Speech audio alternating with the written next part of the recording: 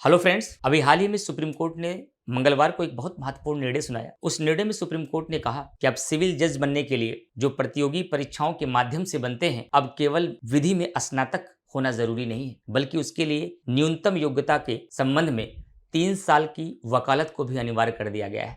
यानी कि अब सिविल जज केवल वही लोग बन पाएंगे जो विधि में स्नातक होने के साथ साथ 3 साल की वकालत का भी अनुभव रखते हों।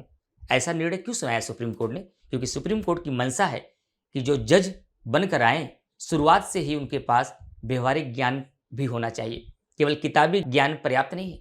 किताबी ज्ञान के साथ साथ जब तक व्यवहारिक ज्ञान इन सिविल जज के पास नहीं होगा, तब तक वह दक्ष, सुलभ और न्यायपूर्ण निर्णय नहीं कर पाएंगे। ऐसा मानना है सुप्रीम कोर्ट का। इसलिए ध्यान रखिएगा, अगर अब आप सिविल जज बनने का सपना देख रहे हैं तो केवल विधि में स्नातक होना जरूरी नहीं है।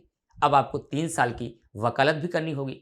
परीक्षा को पास करने के बाद 1 साल की ट्रेनिंग भी लेनी होगी, ताकि शुरुआती चरण से ही जब लोग न्यायाधीश के पद पर आएं तो वह शीघ्र, सुलभ और पारदर्शी न्याय नागरिकों को दे सके और न्याय के प्रति लोगों की विश्वसनीयता बढ़ सके। और शायद ये सुप्रीम कोर्ट का ठीक ही निर्णय है कि केवल किताबी ज्ञान ही नहीं, बल्कि किसी भी निर्णय तक पहुंचने के लिए और सटीक निर्णय देने के लिए आपके पास व्यवहारिक ज्ञान भी होना बहुत जरूरी है। और अब सिविल जज बनने के लिए विधि में स्नातक होने के साथ साथ आपको 3 साल की वकालत भी करना होगा। तब आप परीक्षा पास कर पाएंगे, तब आप परीक्षा दे पाएंगे। और परीक्षा पास करने के बाद 1 वर्ष की आपको ट्रेनिंग भी दी जाएगी, ताकि देश को जो नए युवा न्यायाधीश मिले सिविल जज के रूप में, जो प्रतियोगी परीक्षाओं के माध्यम से आते हैं, वह एक न्यायपूर्ण, त्वरित, सुलभ निर्णय सुना सकें, ताकि न्याय के प्रति लोगों की विश्वसनीयता बढ़ सके।